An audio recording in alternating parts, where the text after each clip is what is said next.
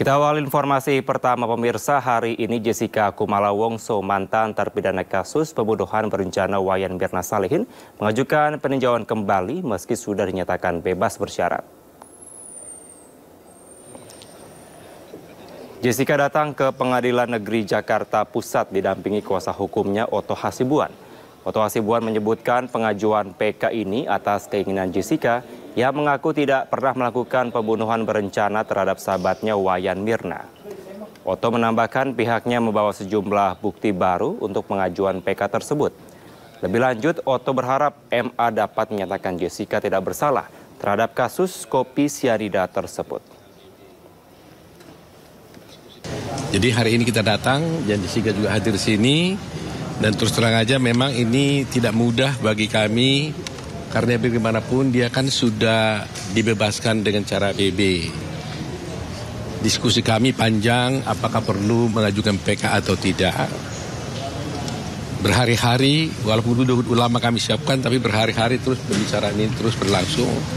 Tetapi Jessica tetap mengatakan saya tidak melakukan perbuatan itu sehingga sekecil apapun kesempatan yang diberikan oleh undang-undang kepada saya harus melakukan upaya hukum terhadap itu, dia bilang. Nah, kebetulan kita akan menemukan bukti-bukti baru. Ya, ada novum. Ya, ada novum dan juga ada kekeliruan hakim. Tapi mungkin supaya saya lebih bebas dan lebih tepat menjelaskannya nanti, izinkan kami dulu mendaftarkan dulu PK ini. Setelah itu nanti kami akan jelaskan detail-detail apa yang menjadi dasar permohonan PK ini. Berarti begitu ya? Iya, makasih semuanya udah datang. Makasih, biar saya sama pengacara semuanya daftar dulu ya. Nanti kita ngobrol lagi. Selamat ulang tahun ya. Persiapan kamu sendiri seperti apa, Kak? Persiapan enggak. Saya nggak berbuat apa-apa, semua pengacara yang siapin. Sebelumnya pemirsa, Jessica Kumala Wongso, terpidana kasus kopi sianida, resmi bebas bersyarat pada 18 Agustus 2024 lalu. Jessica bebas usai menjalani 8 tahun penjara dan harus wajib lapor hingga tahun 2032.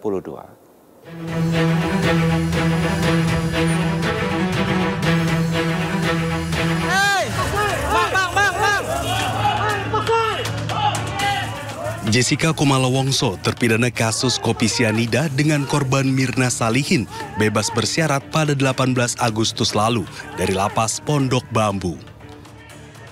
Jessica bebas usai mendapat remisi 58 bulan 30 hari. Namun dirinya masih harus wajib lapor sampai tahun 2032. Berbagai upaya hukum sebelumnya telah ditempuh Jessica agar dirinya dinyatakan tidak bersalah.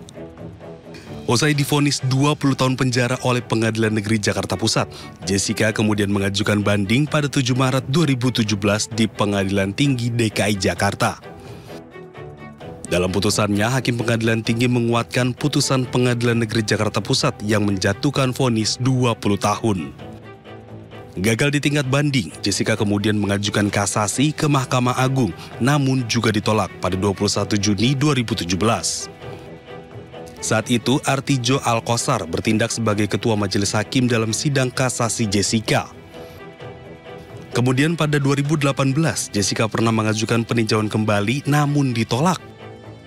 Jessica tetap dinyatakan bersalah dan divonis dengan hukuman penjara selama 20 tahun. Sebagai informasi, Mirna Salihin meninggal dunia setelah meminum es kopi Vietnam yang dipesan Jessica di sebuah kafe di Jakarta pada 6 Januari 2016 silam. Saat itu, hasil pemeriksaan Puslap 4 Polri menunjukkan Mirna meninggal akibat keracunan sianida. Terjerat kasus korupsi senilai 12 miliar rupiah, lantas berapa gaji dan tunjangan yang diterima Saberi Nur sebagai Gubernur Kalimantan Selatan? Berikut informasinya. Berdasarkan keputusan Presiden nomor 68 tahun 2001, Saberi Nur menerima gaji pokok gubernur sebesar 3 juta rupiah per bulan. Ia juga menerima tunjangan sebesar 5,4 juta rupiah per bulan. Selain gaji dan tunjangan berdasarkan PP nomor 109 tahun 2000, Saberi Nur juga mendapatkan rumah jabatan dan perlengkapannya lengkap dengan biaya pemeliharaannya. Di samping itu, negara juga menyediakan kendaraan dinas untuk menunjang mobilitas sebagai gubernur.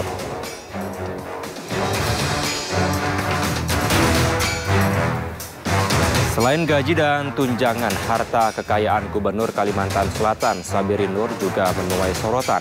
Total kekayaan Sabiri Nur yang dilaporkan ke LHKPN KPK per 28 Februari 2024 untuk periode 2023 menyentuh angka 24 miliar rupiah. Harta tersebut meliputi tanah dan bangunan, kendaraan, serta harta bergerak lainnya.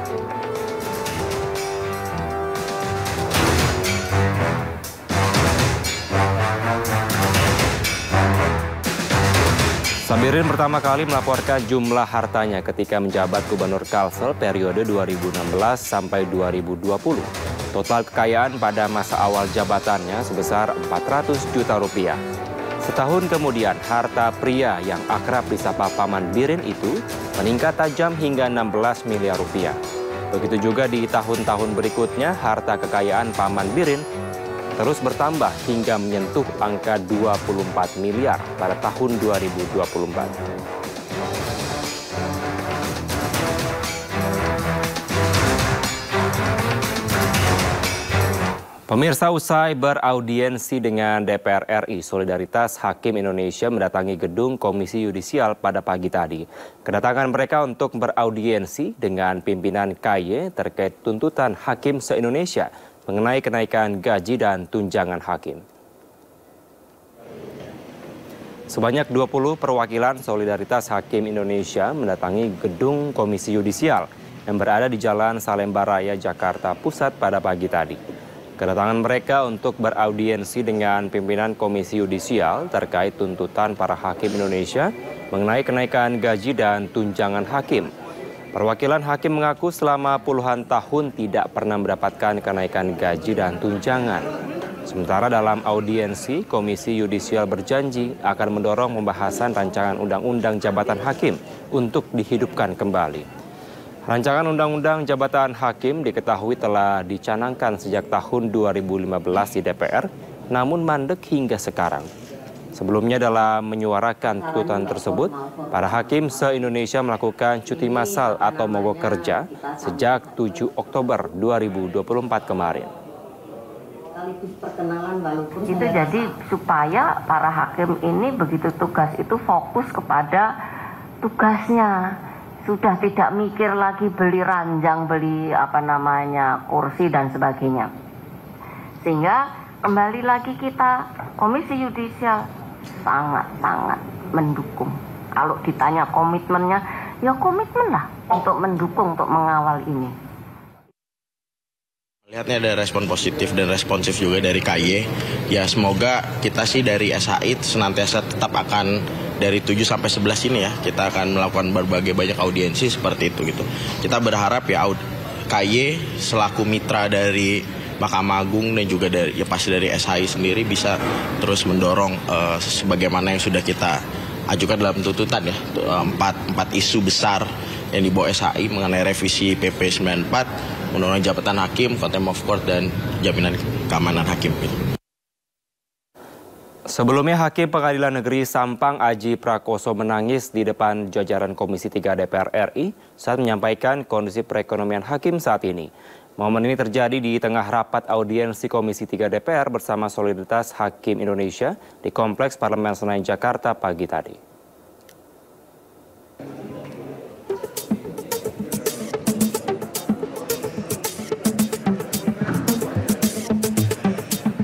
Komisi 3 DPR RI menerima audiensi dari Solidaritas Hakim Indonesia di Kompleks Parlemen Senayan, Jakarta, Selasa pagi. Audiensi digelar untuk mendengarkan keluhan dari Solidaritas Hakim Indonesia tentang kesejahteraan hakim yang terabaikan selama 12 tahun. Gaji dan tunjangan hakim tidak mengalami kenaikan selama lebih dari 1 dekade.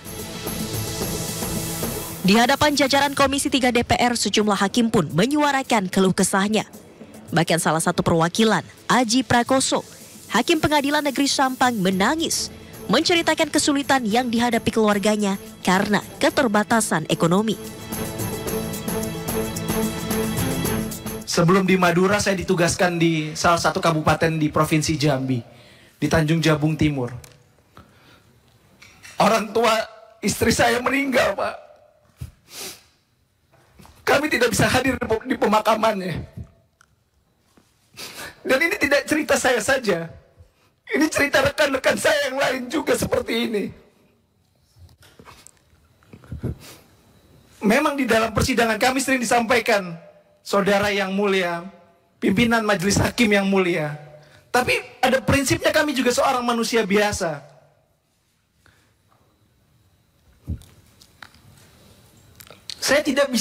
Kami tidak bisa untuk berada di pemakaman orang tua kami. Saya harus menghibur istri saya, karena orang tuanya meninggal. Ya, orang tua saya juga.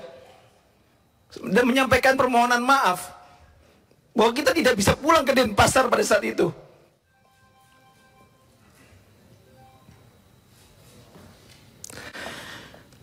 Dan ini tidak sedikit yang dirasakan oleh rekan-rekan hakim. Tidak sedikit yang harus berpisah, akhirnya bercerai dengan pasangannya karena persoalan ekonomi ini. Mungkin yang masyarakat tahu, gaji di atas 10 juta itu sudah sangat besar. Tapi bagaimana dengan, kami sadar ekonomi masyarakat juga tidak sedang baik-baik. Kami tidak ingin minta menjadi kaya raya, tidak. Tidak sama sekali, kami tidak minta kaya raya, tidak. Bahkan dari naskah kebijakan yang kami ajukan, draft perubahan peraturan pemerintah nomor 94 tahun 2012, kami hanya meminta besaran kenaikan 142%. Tidak ada setengahnya dari 300% kenaikan gaji pegawai Kementerian Keuangan. Padahal ancaman terhadap keamanan kami, ancaman terhadap jiwa kami, jiwa keluarga kami, itu nyata di depan mata. Saya pernah menangani perkara pembunuhan, bolak-balik rumah diintai. Posisi saya harus nginap di kantor karena harus mendraft putusan. Istri dengan 3 orang anak kecil, tidak punya ART karena keterbatasan ekonomi, menyampaikan, ya, rumah bolak-balik didatangi orang malam-malam. Pintunya juga digedor. Ini kondisi nyata. Sebanyak 148 perwakilan hakim dari seluruh wilayah di Indonesia hadir dalam audiensi bersama Komisi 3 DPR RI. Kepada pemerintah, hakim menuntut kenaikan gaji sebanyak 142% setelah tidak adanya peningkatan maupun penyesuaian gaji dan tunjangan hakim selama 12 tahun. Dari Jakarta, tim liputan iNews melaporkan.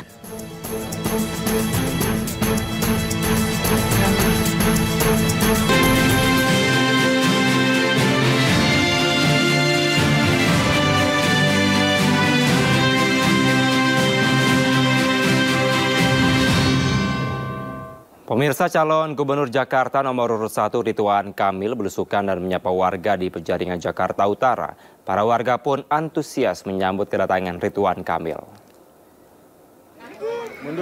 Ridwan Kamil tampak menyusuri gang-gang kecil di dalam kampung sambil menyapa dan membagikan topi kepada warga Penjaringan. Mantan Gubernur Jawa Barat itu juga berdiskusi dengan warga serta mensosialisasikan program pasangan Ridwan Kamil Suswono atau Rido jika terpilih sebagai gubernur.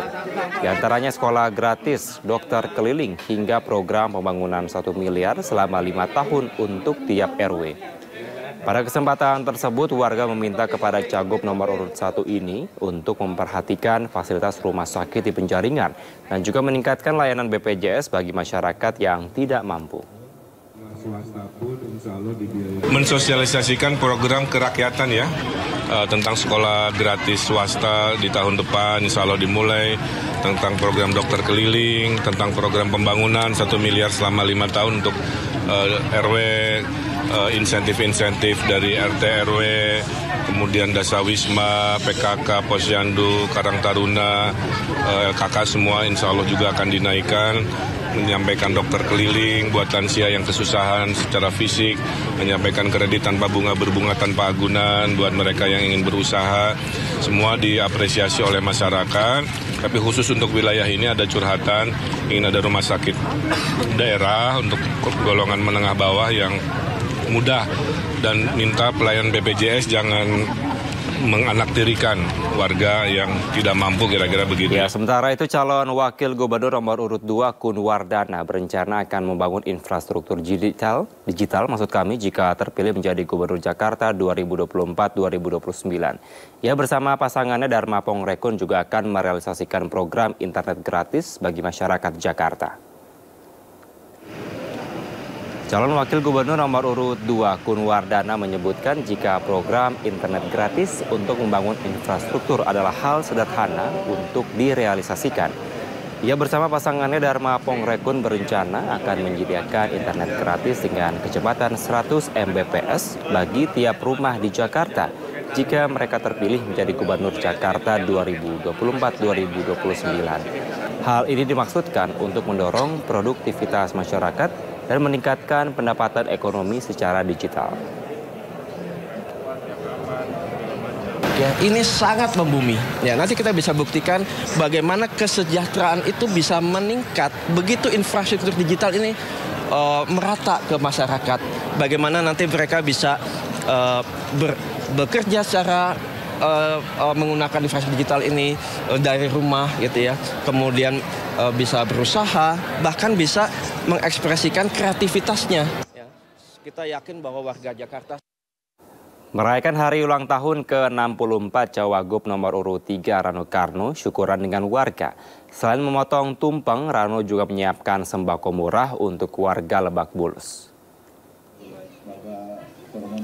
Calon wakil gubernur nomor urut 3 Rano Karno atau Bang Dul merayakan hari ulang tahunnya bersama warga Lebak Bulus, Jakarta Selatan. Acara ini merupakan ide dari istri dan anak Rano yang juga mengundang warga setempat untuk berkumpul dan makan bersama. Selain makan bersama, Rano yang kini genap berusia 64 tahun memberikan beberapa fasilitas seperti cek kesehatan gratis dan tebus sembako murah dengan harga Rp5.000. Acara ini digelar dengan harapan dapat membantu warga sekitar dan mendengarkan aspirasi warga secara langsung. Hari ini memang 8 Oktober saya berketepatan usia sudah 64 tahun. Ya disamakanlah dengan kegiatan yang memang harus kita lakukan, yaitu masa kampanye ini. Kita mengundang masyarakat, kita bikin beberapa kegiatan yang mudah-mudahan bermanfaat. Intinya cuma itu sebetulnya. Harapannya apa Bang Dul di ulang tahunnya? Ya kita di sini kan berdoa, pasti saya berdoa, Mbak Dewi berdoa, semua anak-anak juga berdoa, mudah-mudahan ya usia panjang ini atau usia di panjang ini mudah-mudahan bermanfaat. Itu aja sebetulnya intinya. Khusus buat Pilgub Jakarta? Nggak ada doa khusus ya untuk. Pemirsa, Wakil Presiden terpilih Gibran Rakabuming Raka kembali meninjau pelaksanaan uji coba makan bergizi gratis di SMA Negeri 70 Jakarta. Menu yang diberikan kali ini per porsinya senilai Rp25.000.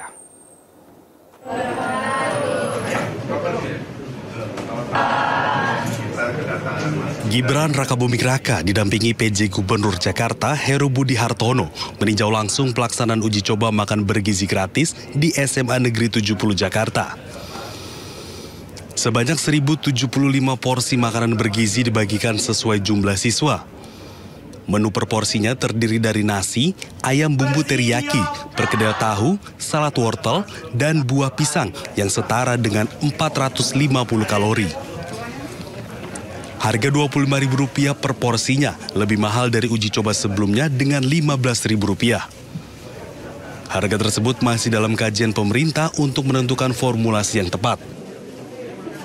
Jadi menu hari ini super lengkap dan tadi tanggapan dari para siswa-siswi cukup baik.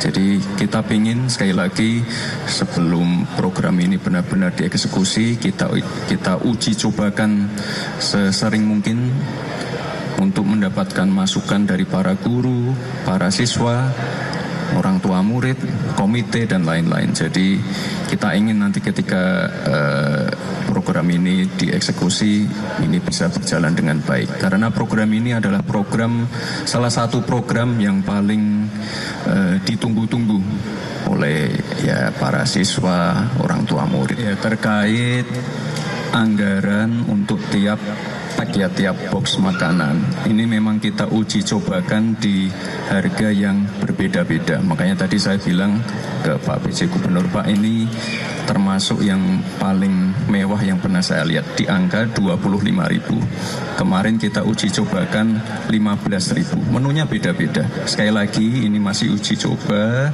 Kita masih membutuhkan masukan-masukan dari para guru, murid, orang tua murid, komite, teman-teman media. Jadi sekali lagi ini masih uji coba. Uji coba program ini masih terus dilakukan sebelum resmi dijalankan pada 2025 mendatang. Dari Jakarta, Jen Cahyani, Yudi Permana, iNews melaporkan. Pemirsa, Presiden Joko Widodo melakukan pertemuan tertutup dengan Presiden terpilih Prabowo Subianto di sebuah rumah makan di kawasan hutan kota Gelora Bung Karno, Senayan, Jakarta.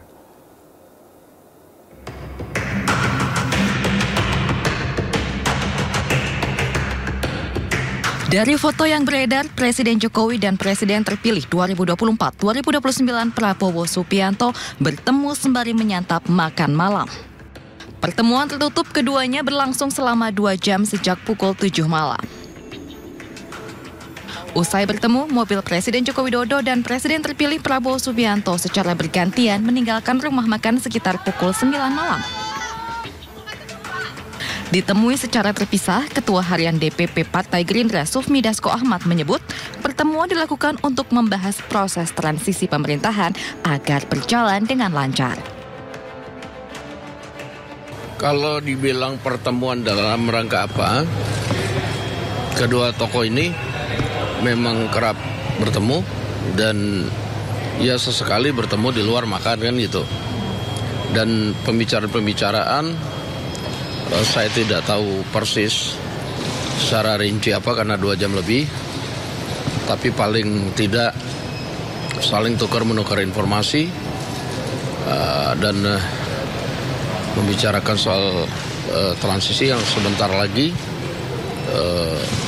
ada estafet kepemimpinan di tanggal 20 Oktober. Demikian. Meski tidak mengetahui secara detail, Sufmi Dasko tidak menampik bahwa ada pembicaraan soal kabinet di pemerintahan Prabowo mendatang. Dari Jakarta, Tim Liputan iNews melaporkan. Pemirsa, Presiden Joko Widodo melakukan pertemuan tertutup dengan Presiden terpilih Prabowo Subianto di sebuah rumah makan di kawasan hutan kota Gelora Bung Karno, Senayan, Jakarta.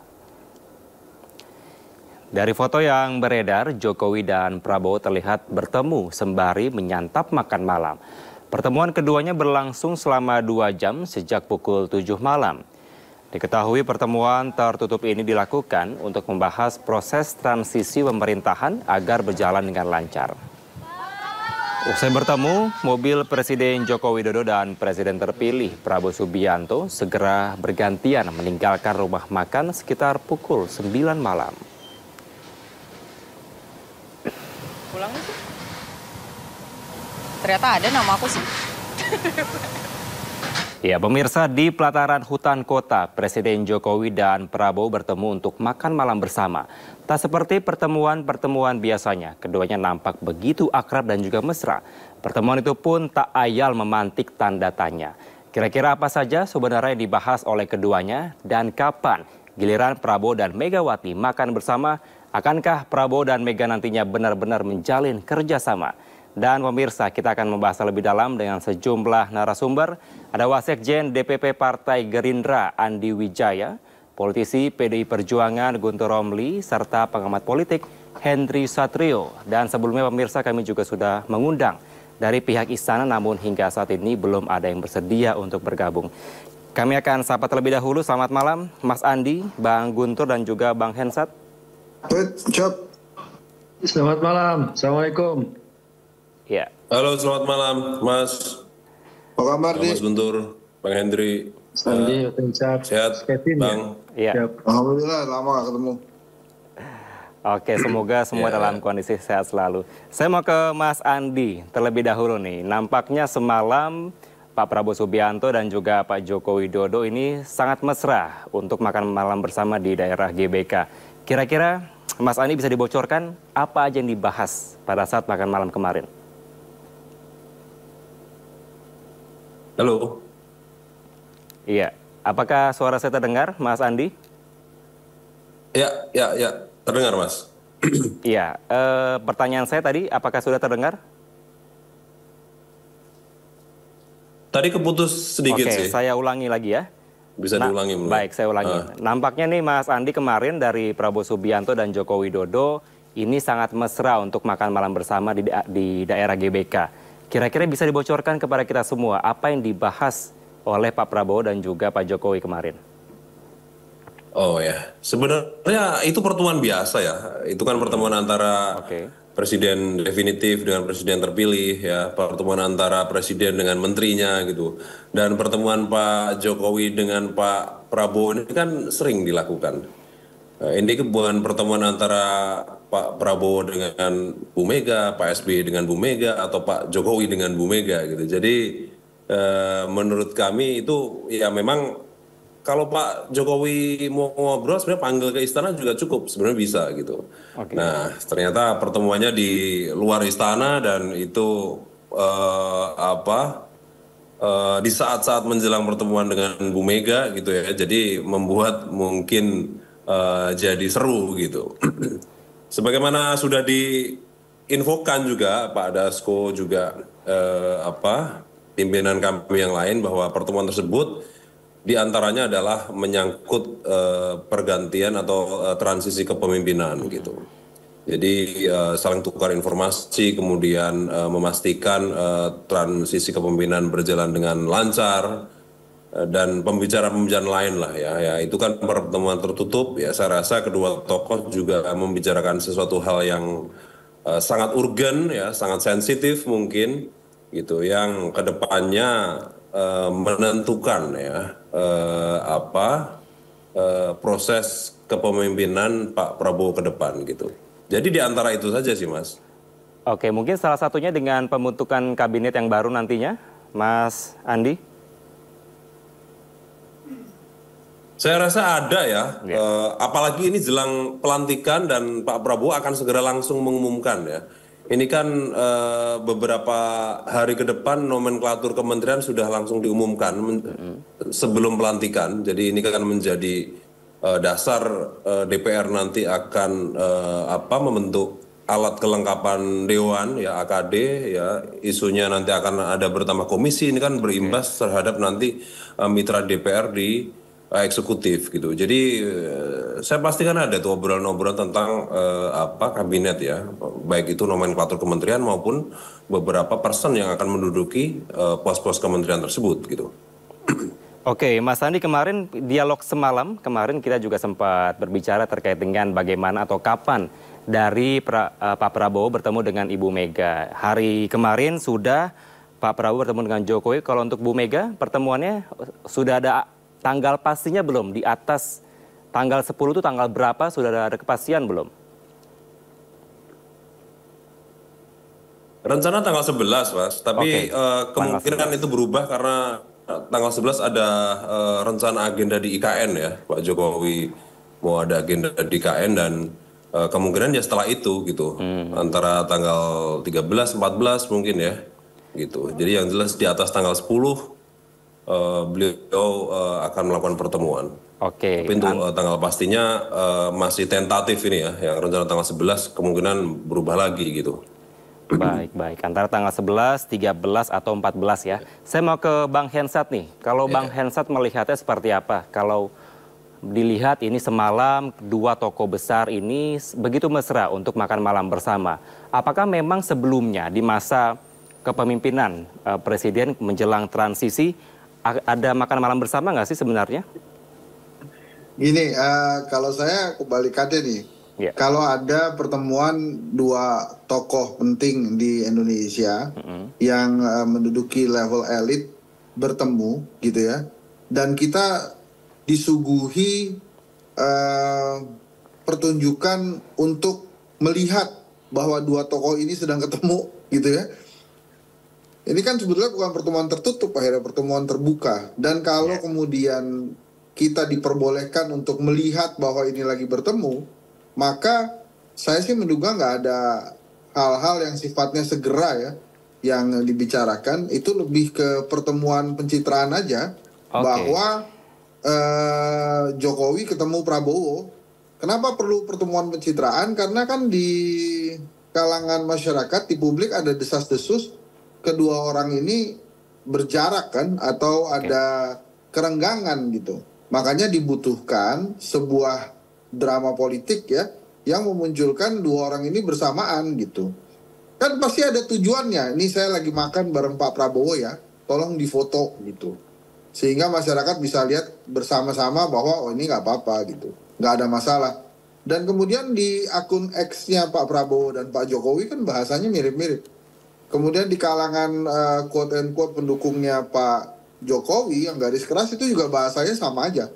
Jadi sebetulnya ini lebih pertemuan pencitraan aja. Kalau kemudian ada obrolan-obrolan sambil makan malam, saya sih yakin itu sebetulnya udah sering mereka obrolin. Kalau tadi kata Mas Andi tentang kabinet, ya nggak harusnya kan nggak cukup 2 jam itu kalau ngomongin kabinet beserta orang-orangnya gitu. Apakah bicara tentang Mas Gibran atau bicara tentang IKN atau bicara tentang apapun itu, yang jelas ini pertemuan pencitraan. Dua-duanya membutuhkan ini.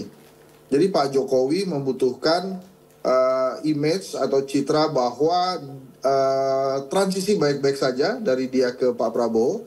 Pak Prabowo pun begitu, membutuhkan citra bahwa transisi akan terjadi baik-baik saja dan tidak akan ada gesekan-gesekan yang berarti gitu. Sehingga ya kalau menurut saya lagi-lagi ini sebuah pertemuan yang tujuan besarnya adalah untuk mencitrakan bahwa mereka baik-baik saja. Tapi apakah kemudian mereka baik-baik aja? Ya baik-baik saja dilihat kan, terlihat. Kita juga nggak tahu dalamnya seperti apa. Tapi selalu kalau ada pertemuan politik kita disuruh lihat gitu ya, walaupun kita nggak ada di dalamnya gitu, cuma disuruh lihat aja nih, lihat nih kita lagi ketemuan. Itu pasti maksud dan tujuannya cuma untuk pencitraan, untuk mencitrakan bahwa mereka baik-baik saja gitu. Oke, kalau Anda melihat sendiri Bang Hensat baik-baik saja atau enggak sebenarnya? Ya kalau dilihat kemarin gitu, terus kemudian mendengarkan pernyataan Mas Andi, harusnya kan baik-baik saja gitu. Tapi apakah baik-baik saja atau tidak kan? Menurut saya sih harusnya Pak Jokowi bisa menerima bahwa hubungan hubungan dirinya dengan Pak Prabowo ya nantinya akan seperti hubungan dia dengan mantan-mantan presiden lainnya gitu. Dia harus terima bahwa dia akan selesai dan menjadi mantan gitu. Tidak bisa terus-menerus memaksa untuk relevan. Jadi ya setelah 20 Oktober nanti katanya beliau mau pulang ke Solo, mau tidur dan lain-lain itu ya silahkan saja. Karena Indonesia akhirnya akan masuk di era kepemimpinan Pak Prabowo gitu. Oke, semoga baik-baik saja terutama juga dengan hubungan dari mantan presiden yang lainnya. Kebetulan di sini juga ada Bang Guntur Romli. Prabowo Jokowi ini sudah ketemu dan makan malam bersama nih. Tapi ada pengaruhnya nggak sih sebenarnya? Apalagi ada kabar juga bahwa Presiden Jokowi ini menolak bahwa PDIP bergabung ke pemerintahan Prabowo Gibran. Bang Gunrom. Ya, terima kasih Mas. Ya. Bahwa pertemuan antara Jokowi dengan Pak Prabowo itu pasti tidak berpengaruh dan tidak ada hubungannya dengan rencana pertemuan antara Ibu Megawati Soekarno Putri dengan Pak Prabowo Subianto. Saat ini kan masih dicari tanggal yang cocok untuk keduanya bertemu. Seperti yang Mas Andi sampaikan tadi, ada beberapa pilihan tanggal yang jelas ini menyesuaikan dengan kesibukan Pak Prabowo Subianto sendiri. Kemudian juga kami pastikan bahwa tidak ada dampak. Sekarang kan PDI Perjuangan sudah nggak memikirkan Jokowi lagi kan. Kita ini fokus kalau saat ini kan ke pemenangan pilkada. Banyak dari kader-kader PDI Perjuangan yang lebih penting dan lebih perlu dipikirkan ya. Kalau Pak Jokowi kan sudah kita pikirkan dari sejak jadi wali kota Solo, gubernur DKI, presiden 2 periode ya kan. Jadi tidak ada dampak dan tidak ada hubungannya. Tidak ada relevansinya lah ya. Jokowi mau ketemu dengan siapa, dia mau tanggal 20 mau tidur, mau apalah terserah lah ya. Jadi kami fokus kalau dalam konteks partai yaitu pemenangan pilkada saat ini. Kemudian juga kami sama-sama menunggu pertemuan antara Ibu Megawati dengan Pak Prabowo Subianto. Nah terkait rumor-rumor dan sebagainya, pada intinya PDI Perjuangan tahu diri, kami tidak pernah menyodorkan diri, kami juga tidak perlu GR ya, karena kami juga tahu dalam Pilpres kemarin juga kami berkompetisi, memiliki calon sendiri, dan itu juga karena menghormati konstituen kami dan juga proses hukum yang kami ajukan, yang hasilnya yang sama-sama kita tahu. Kemudian ada rencana pertemuan antara Ibu Megawati dengan Pak Prabowo Subianto.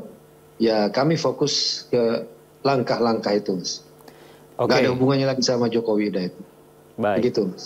Baik, Bang Guntur, ini informasi dari Mas Andi tadi sekitar tanggal 11 atau 13 atau 14 nanti pertemuannya. Sejauh ini komunikasi dengan pihak dari Gerindra atau Pak Prabowo seperti apa dari PDIP, Bang Guntur? Iya, sejauh ini bagus, Mas. Baik. Dan tinggal mencocokkan tanggal. Benar itu kata Mas Andi, memang kan ada kesibukan masing-masing ya, khususnya Pak Prabowo sendiri yang tadi kan memang rencana itu tanggal 10, kemudian di atas tanggal 10 kan kita ngelihat perkembangan ya kita mengerti lah, Pak Prabowo ini kan sangat sekarang itu juga disibukkan dengan urusan penyusunan kabinet ya.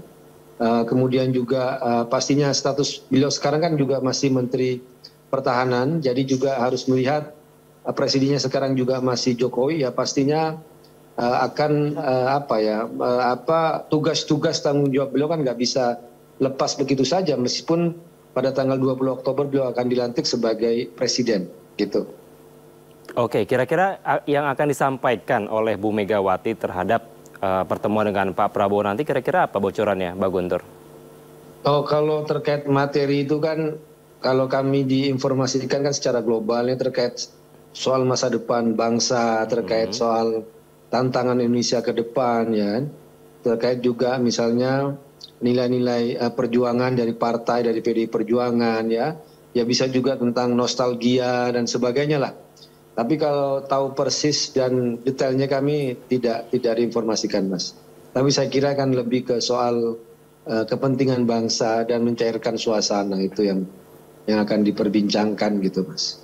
Oke, baik. Saya mau ke Bang Hensat. Dengan adanya rumor atau informasi yang beredar bahwa Presiden Jokowi ini menolak adanya PDIP bergabung dengan pemerintahan Prabowo Gibran atau ke Koalisi Indonesia Maju, Bang Hensat melihatnya seperti apa nih kalau terkait hal ini? Nggak, kalau itu benar mah kebangetan ya. Menurut saya kan harusnya dihargai lah Pak Prabowo sebagai presiden terpilih gitu. Jadi saya lebih memilih untuk tidak mempercayai itu. Kalaupun ada permintaan, saya yakin juga Pak Prabowo memiliki pikirannya sendiri, karena saya berkali-kali mendengarkan bahwa Pak Prabowo konsepnya adalah merangkul bersama-sama membuat Indonesia ini besar gitu. Apakah ada kerugian? Ya pasti plus minus ya, ketidakadaan kekuatan di luar pemerintahan yang memang kuat pasti juga akan tough buat demokrasi gitu. Jadi ya kalau menurut saya sih kecil kemungkinannya Pak Prabowo dengerin itu tuh. Jadi ya kalau beneran kejadian ya sampai Pak Jokowi ngomong kayak gitu sih kebangetan banget itu. Kalau menurut saya harusnya dia bisa menghormati Pak Prabowo ya. Apalagi kan Pak Prabowo sudah terima Gibran sebagai wapres dan lain-lain. Jadi too much lah kalau kemudian minta lagi ya. Mudah-mudahan Pak Prabowo juga bisa independen, karena hari ini yang ditunggu oleh masyarakat adalah independensi Pak Prabowo. Jadi ada harapan yang diharapkan loh ya, muncul dari sosok Prabowo. Ada harapan yang muncul setelah pertemuan antara Prabowo dan Megawati. Gitu. Jadi memang masa-masa Pak Jokowi ya harus diakui selesai gitu. Kalau kemudian dia nitip-nitip dan lain-lain, saya nggak bisa kebayang tuh nanti kabinetnya Pak Prabowo seperti apa. Dan menteri-menteri yang dititipin misalnya atau yang dilarang-larang masuk oleh Pak Jokowi kan juga pasti insecure. Misalnya kalau ada menteri yang dititipin sama Pak Jokowi ke Pak Prabowo gitu ya, kan apa jadinya tuh menteri gitu ya, karena Pak Prabowo kan juga tahu ini orang sebetulnya loyalnya ke Jokowi atau ke saya gitu. Dan terus kalau kemudian ada menteri-menteri yang dilarang masuk gitu ya, apakah kemudian Pak Jokowi akan cawe-cawe melalui Mas Gibran? Kan menurut saya sih hal itu tidak perlu terjadi ya. Jadi Saya lebih memilih itu, Mas. Saya nggak percaya kalau Pak Jokowi sampai kemudian melarang PDI Perjuangan untuk masuk ke dalam koalisinya Pak Prabowo gitu. Kecuali memang keinginan PDI Perjuangan sendiri. Tadi sih saya suka tuh dengan apa yang disampaikan oleh Mas Andi dan Mas Gundrom ya. Mas Andi percaya dengan kepemimpinan Pak Prabowo, dan Gundrom berkali-kali mengatakan tentang Jokowi bukan urusan kita lagi gitu. Jadi ya itu sih kalau menurut saya sih aku yakin ya, karena Pak Prabowo sudah berusaha berkali-kali. Memang kita harus menyisakan ruang untuk tidak percaya, kemudian untuk rasa curiga gitu ya, karena kan rasa curiga ini salah satu bagian dari cara bertahan hidup. Tapi untuk sekarang sebaiknya diberikan kepercayaan penuh kepada Pak Prabowo untuk membuat kementeriannya gitu, with or without PDI Perjuangan gitu kira-kira, Mas. Oke, baik, terima kasih Bang Hensa. Tadi ada statement yang menarik dari Bang Gundrom yang menyatakan bahwa urusan Jokowi bukan urusan kita lagi. Saya mau minta tanggapan dari Mas Andi, namun tahan sejenak. Kita harus break sebentar, pemirsa. Tetaplah bersama kami, Sido Prime segera kembali. Pemirsa, isu pertemuan Prabowo Subianto dan Megawati Soekarnoputri semakin kencang menjelang transisi pemerintahan pada 20 Oktober mendatang. Prabowo dan Megawati dijadwalkan akan bertemu sebelum pelantikan presiden.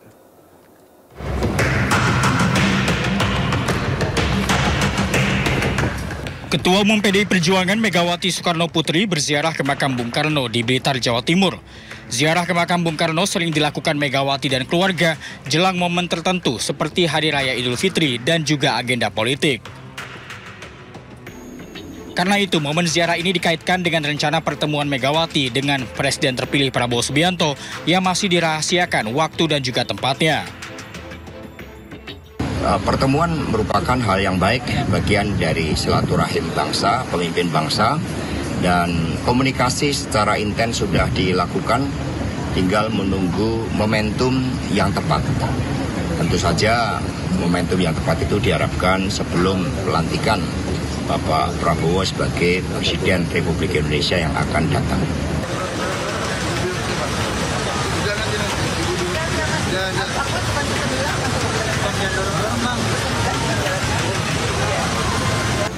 Sebelumnya momen hangat terjadi antara Presiden terpilih Prabowo Subianto dan Ketua DPP PDI Perjuangan Puan Maharani usai pelantikan DPR, MPR, dan DPD RI 2024-2029. Momen ini semakin menguatkan sinyal pertemuan antara Prabowo Subianto dengan Ketua Umum PDI Perjuangan Megawati Soekarnoputri.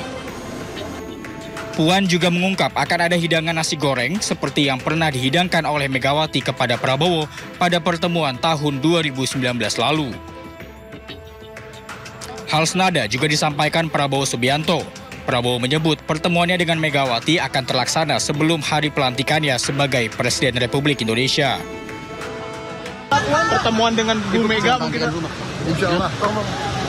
Insya Allah. Sebelum pelantikan ya Pak ya? Sebelum pelantikan. Mudah-mudahan sebelum pelantikan. Persiapannya gimana Pak? Persiapannya bagus. Isu pertemuan Prabowo Subianto dan Megawati semakin kencang menjelang transisi pemerintahan pada 20 Oktober mendatang. Bahkan Prabowo juga diisukan sudah menyiapkan kursi menteri bagi PDI Perjuangan. Tim Liputan, iNews melaporkan. Ya, pemirsa, kita akan melanjutkan dialog malam ini usai dinner dengan Jokowi kapan Prabowo Subianto bertemu dengan Megawati. Saya mau ke Mas Andi nih melanjutkan tadi ada statement yang disampaikan dari Bang Gundrom atau Guntur Romli bahwa urusan Jokowi bukan lagi urusan kita lagi atau bukan lagi urusan PDIP. Tanggapan Anda seperti apa, Mas Andi? Ya, saya yakin Pak Jokowi mendukung ya pertemuan antara Pak Prabowo dan Bu Mega gitu sebagai pemimpin negara, dan tujuan Pak Prabowo kan baik ya. Pak Prabowo ingin menyatukan ya beberapa komponen bangsa ke depan. Yang jelas Pak Prabowo ingin Indonesia ini maju ya, jadi negara maju gitu. Ini kan membutuhkan sebuah langkah yang strategis, yang kokoh, yang solid. Gitu. Jadi tujuan Pak Jokowi bersilaturahmi dengan beberapa komponen bangsa adalah itu, Mas. Kita ini kan tantangannya berat ya, rupiah makin melemah ya, ketergantungan impor masih tinggi, apalagi geopolitik juga kita tahu semua ya, konflik di luar itu berimbas salah satunya ke Indonesia gitu ya. Nah ini kan kalau tidak ditangani secara serius ya, bergandengan tangan, seluruh komponen bangsa bersatu kita akan disibukkan oleh konflik-konflik kecil ya, yang sebenarnya itu sangat menguras energi dan tidak penting gitu.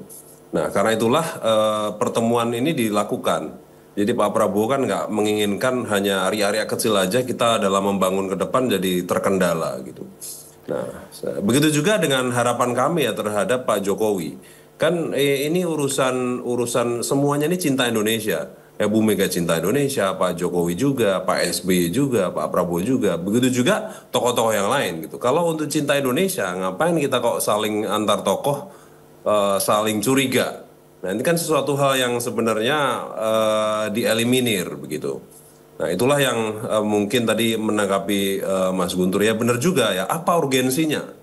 Apa alasan tepat kalau tidak setuju terhadap pertemuan tersebut gitu? Ini kan pertemuan untuk bisa mengurangi lah ya residu-residu pilpres kemarin gitu. Jadi kohesi antar anak bangsa, begitu juga pendukung-pendukung ini kan perlu disatukan lagi, dibikin satu frekuensi, Mas. Satu frekuensi untuk membangun Indonesia ke depan gitu, menuju Indonesia Emas 2045. Jadi itu saya rasa nggak pernah saya temukan alasan tepat tidak mendukung. Apa alasannya? Kecuali kalau pertemuannya itu memuat niat jahat ya, ada cerita-cerita buruk, ada rencana yang jahat. Nah itu mungkin perlu tidak disetujui. Tapi kan ini niat pertemuannya kan bagus. Niat pertemuannya adalah bagaimana membangun Indonesia ke depan gitu. Jadi saya kira tidak tepat dan saya juga tidak yakin ya Pak Jokowi tidak menyetujui. Seandainya itu terjadi ya tadi kata Mas Hensat ya kebangetan itu gitu, kalau kata orang Jawa bilang ya kebangetan gitu. Begitu Mas. Oke baik, cinta Indonesia untuk Indonesia bisa lebih maju lagi. Saya mau ke Bang Hensat nih. Kalau semuanya setelah bergabung menjadi satu, terutama para partai politik ini di 8 kursi di DPR, 8 partai politik di kursi di DPR semua menjadi satu, gabung PDIP, masuk ke dalam Koalisi Indonesia Maju. Kira-kira oposisinya siapa jadinya nih Bang Hensat? Ya oposisinya lagi-lagi ya para aktivis dan akademisi ya. Itu yang berada di luar pemerintahan yang memberikan masukan-masukan kritis kepada pemerintah gitu.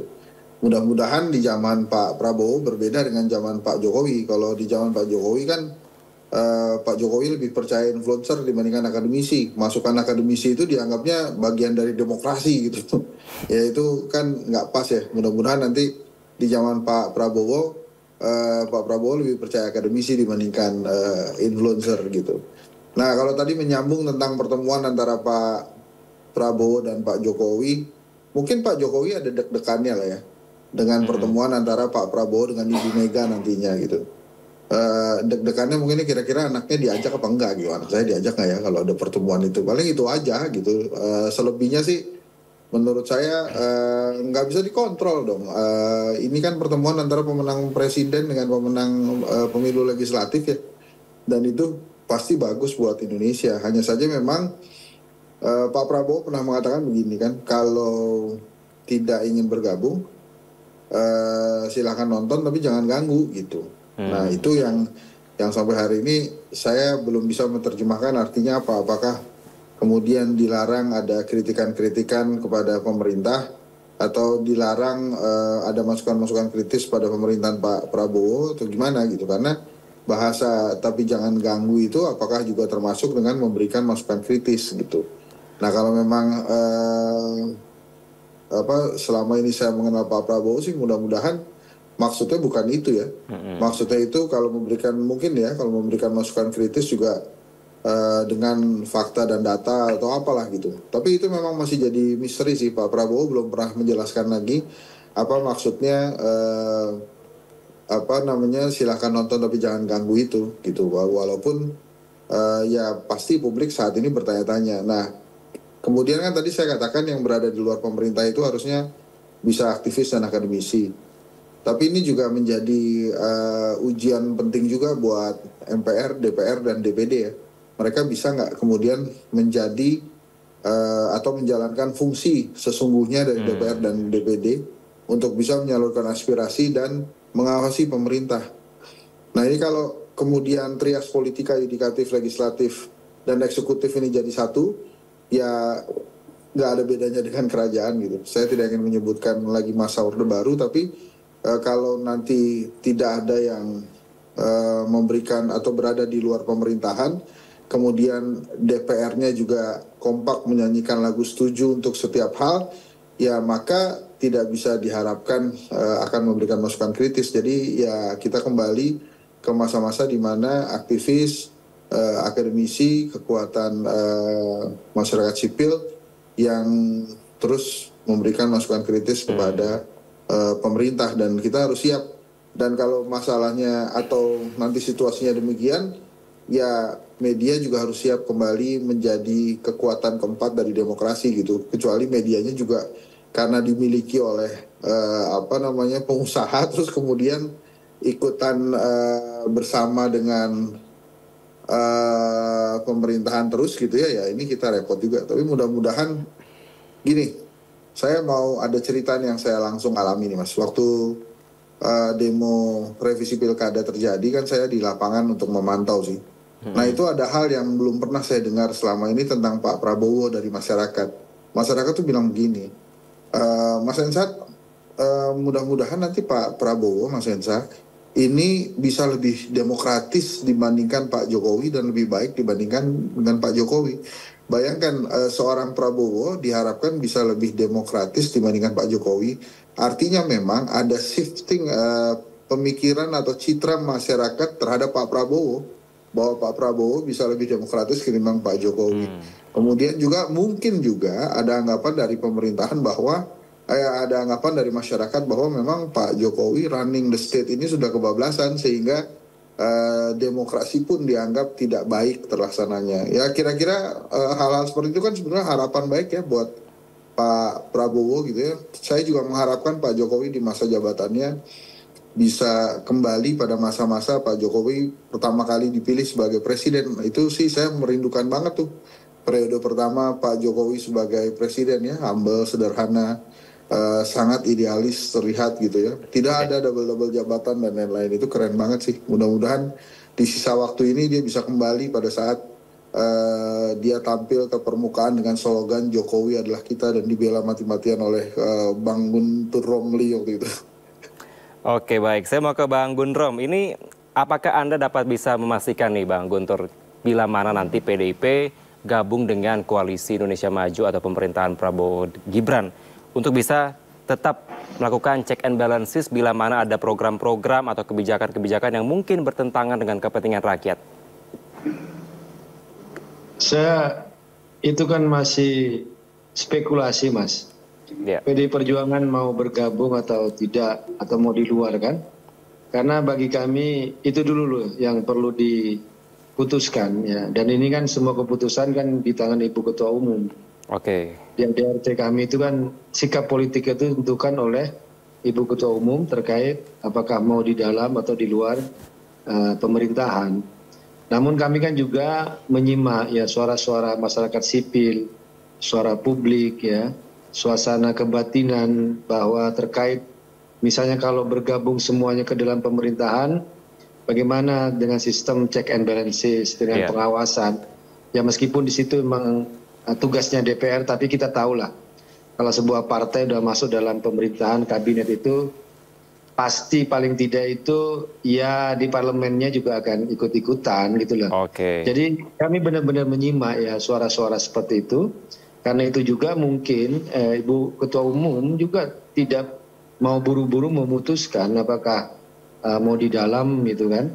Dan kalau kami mencermati suasana kebatinan Rakernas terakhir PDI Perjuangan ya di bulan Mei 2024 itu kan memang lebih ingin menjaga demokrasi, sistem check and balances, membangun kekuatan penyeimbang gitu. Kalau suasana kebatinan dibaca saat itu gitu, dan saya juga mencermati bahwa itu juga sampai sekarang masih terasa ya.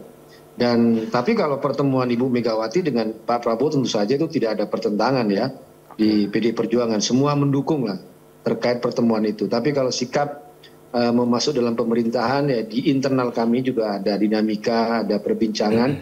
Tapi lagi-lagi semua itu keputusan Ibu Ketua Umum. Apapun yang beliau putuskan, kami ikut saja, gitu.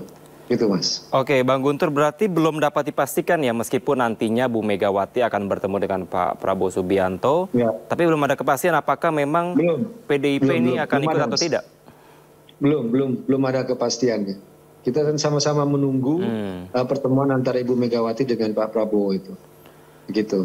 Oke, saya mau ke Mas Andi nih. Nampaknya belum ada kejelasan atau masih 50-50 nampaknya Mas Andi untuk PDIP bisa ikut dalam Koalisi Indonesia Maju. Tanggapan Anda?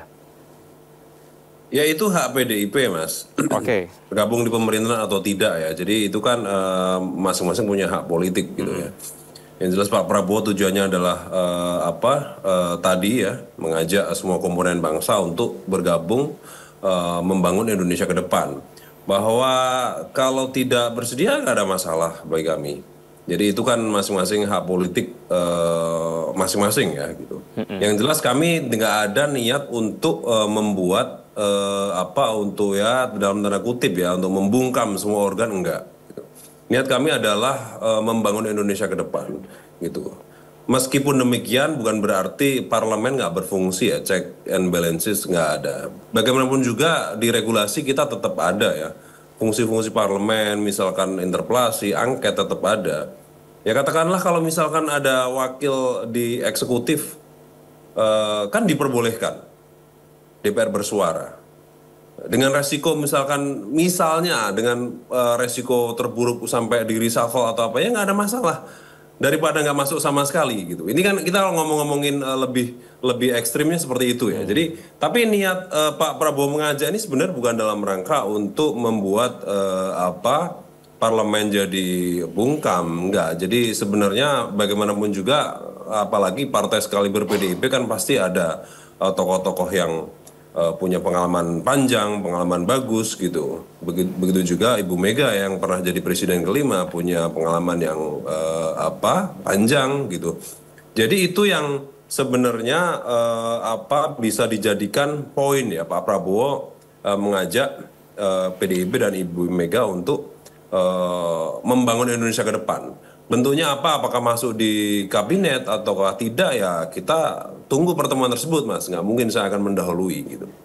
Baik. Jadi sebenarnya dalam rangka itu saja sih, Mas. Saya sekali lagi nggak ada niat untuk membuat nggak ada oposisi gitu. Karena konsepnya kan begini, ini kan bukan parlementer ya. Jadi eksekutif ini merupakan capture di parlemen gitu, dinamika di parlemen nanti akan dibawa ke eksekutif, nggak kayak gitu. Ini kan kita presidensial ya, nggak mengenal penguasa dan oposisi gitu. Jadi ya tapi fungsi-fungsi parlemen tetap berjalan gitu. Bahkan di Undang-Undang Dasar juga misalkan presiden ada pelanggaran berat ya, penyuapan segala macam bisa diturunkan. Itu meskipun nggak semudah sebelum amandemen ya gitu. Tapi kan fungsi-fungsi parlemen kan tetap jalan. Ya, fungsi-fungsi parlemen tetap bisa dijalankan oleh siapapun. Dan Pak Prabowo pernah katakan kepada kadernya di Hambalang, kalau program saya bagus silahkan saya minta dukungan, kalau saya jelek silahkan tinggalkan saya gitu. Artinya kan legislator ini tetap diperbolehkan untuk memberikan kritikan-kritikan, memberikan masukan-masukan, memberikan pengawasan sebagaimana fungsi parlemen. Begitu, Mas. Oke, Bang Gundrom ada tanggapan? Enggak, ya udah bagus Mas yang disampaikan Mas Andi. Ya, sama-sama kita menunggu ya hasil pertemuan antara Ibu Megawati dengan Pak Prabowo Subianto gitu ya. Tapi yang tadi kan ditanyakan apakah sudah dipastikan PDI Perjuangan mau masuk dalam kabinet, saya katakan kan belum ada kepastian itu karena kami juga menunggu keputusan Ibu Ketua Umum gitu. Begitu Mas. Baik, saya mau ke Bang Hensat dulu nih. Ini nampaknya masih 50-50 berarti belum adanya kejelasan apakah memang betul PDIP akan masuk ke dalam Koalisi Indonesia Maju. Kalau Anda melihat presentasenya lebih besar masuk atau enggak sebenarnya, Bang Hensat? Saya sih memprediksi lebih besar persentase masuknya. Oke, masuk ya. Itu, tapi kemudian memang ada beberapa aksi-aksi politik setelah itu gitu. Nah ini kan gini loh Mas, pertanyaan besarnya itu. Kenapa sih kemudian rakyat menunggu banget gitu pertemuan Megawati dan Prabowo? Saya meyakini kenapa rakyat menunggu dan menantikan karena ada harapan pada pertemuan itu. Rakyat tuh memandang harapan baru pada pertemuan itu. Nah, kalau dalam ilmu politik, salah satu yang diharapkan bila kedua leaders bertemu itu adalah untuk mengklarifikasi norma yang tidak berjalan pada realnya dalam suatu bangsa.